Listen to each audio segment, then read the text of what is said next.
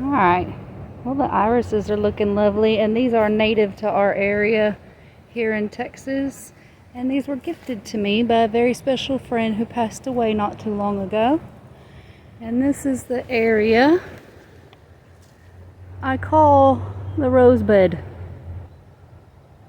And technically there's only 2 roses left. That one and the one over there by the fence.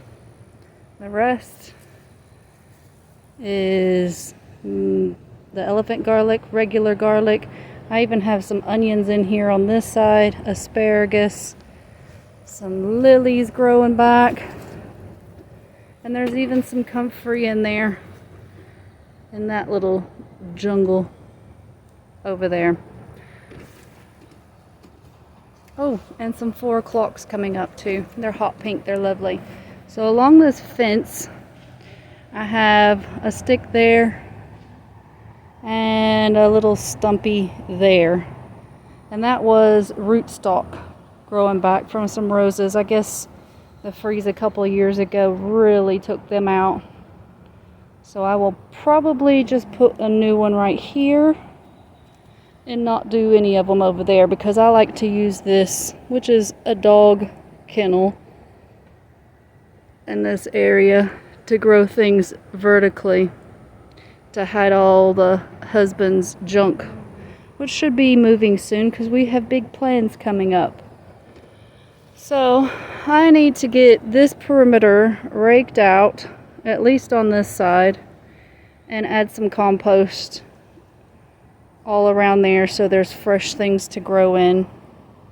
I'm definitely going to grow some beans. And I haven't really worked out what else I'm going to plant. I do have some seedlings for some melons, and I did grow watermelons, the personal size ones over here. That's what the bucket was for. It was holding the melon up. And let's see how it goes.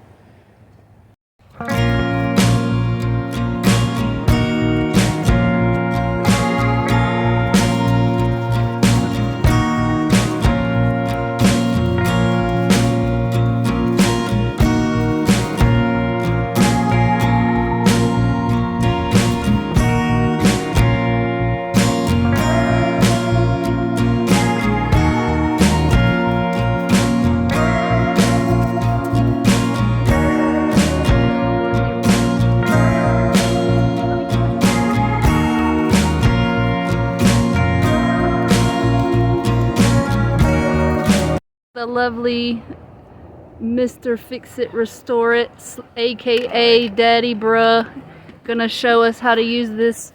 Show me what it is. It's a Fantic car jump lithium pack. Okay, to show me how to use this on the tractor. Alright, this is very good because it overrides the voltage if it's too low. Most starter packs will not start a car if the voltage is low. This one will sense. We are at 12 volts, so it should be good to go. Ready? Pushing the button in, and nothing. Don't do it. The solenoid's ticking. This? No, this.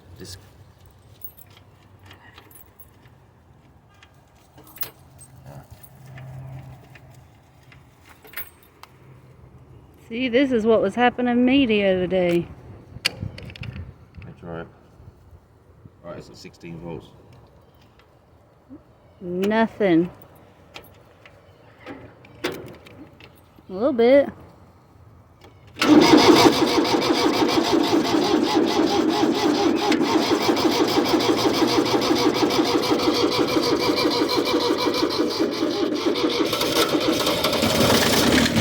Woohoo! We have success.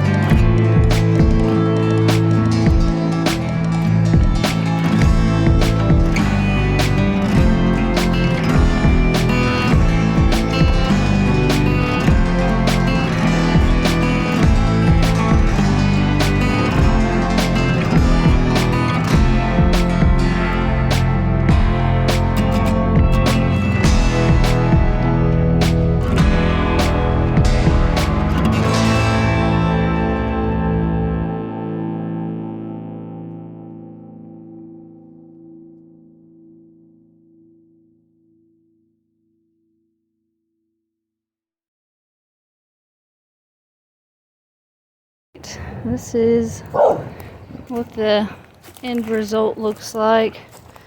But those are some flower weeds that I'm leaving in there for my daughter. Except for this. This is something that keeps trying to take over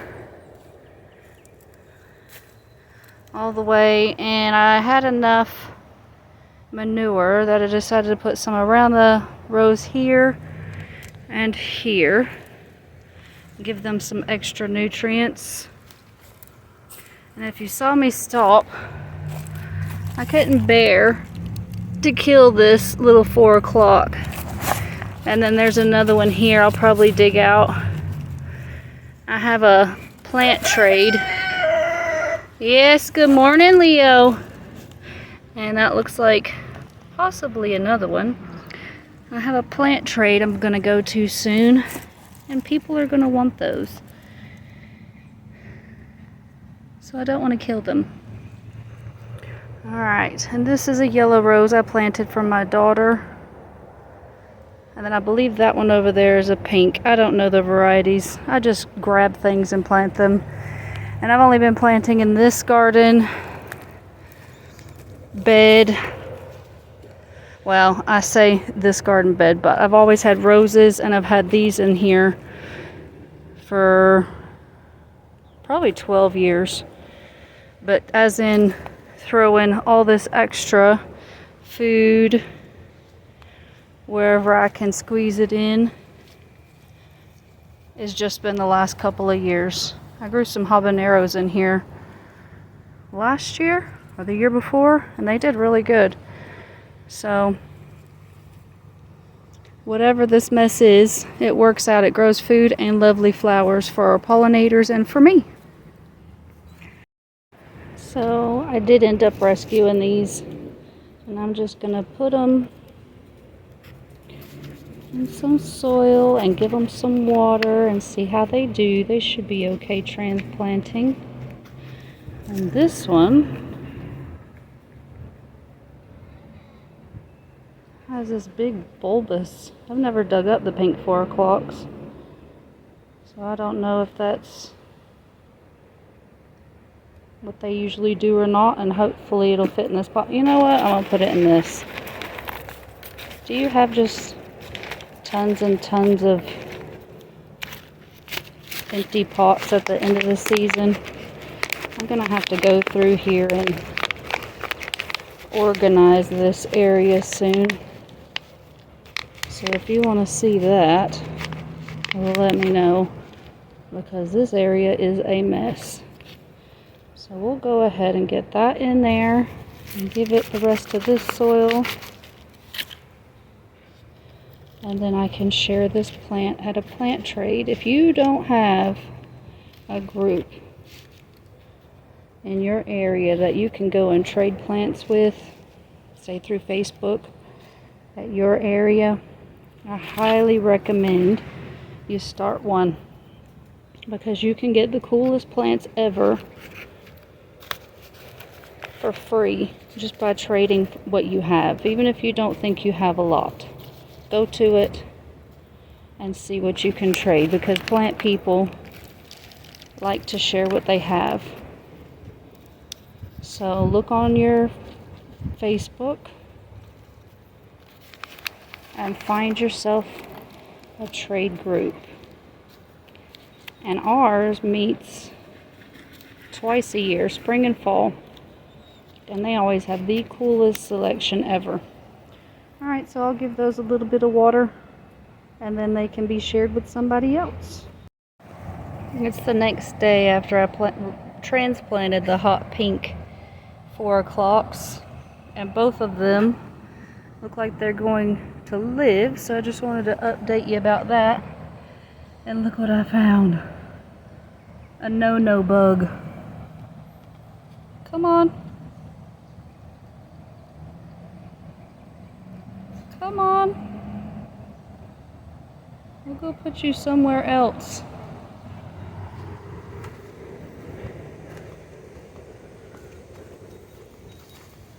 You can go live in the extra stuff.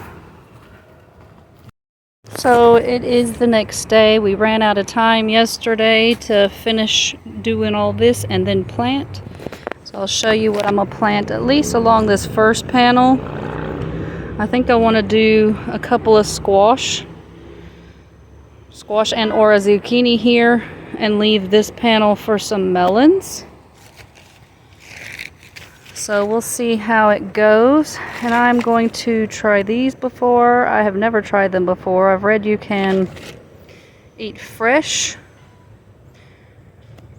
canned, frozen, or dried. So what's your favorite way to use these? I guess depending on how our other beans do will depict if we use them fresh or not. Let me know if you've canned them for sure and if they turned out well.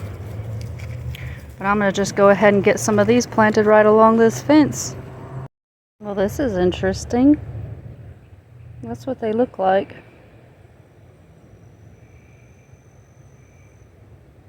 I don't know what that coating is. I guess I'm going to have to research. I've never seen it. Maybe. I have no idea what that is. So let me know if you know, because I don't. And I'm standing in ants, so I'm going to do this quick. And they're supposed to be placed 4 inches apart. So we're going to go ahead and do one every 4 inches. And we have fire ants here in southeast Texas. And they do not feel nice when they bite. Oh, one tried to get away.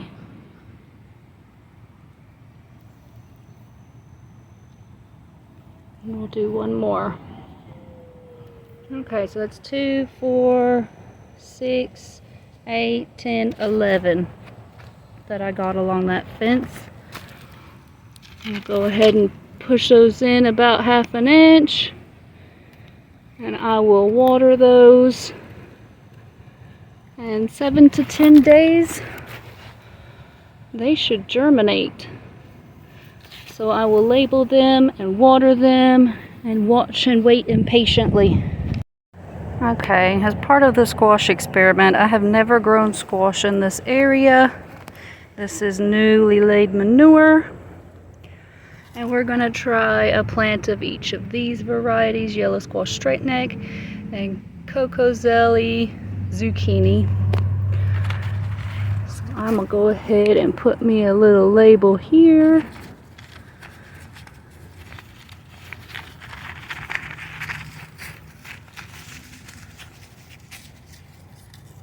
These are very much smaller than other squash. And I'm going to put me a label here.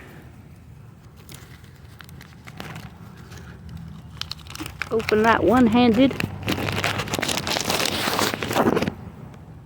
And we'll put it in here. So we're going to see which works best. Hiding your squash in an area you haven't grown them before, but still in your yard.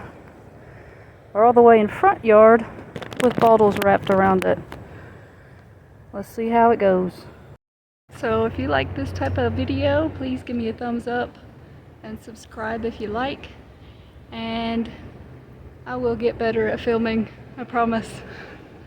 But enjoy your yard and your garden and do whatever you can do that makes you happy. Bye for now.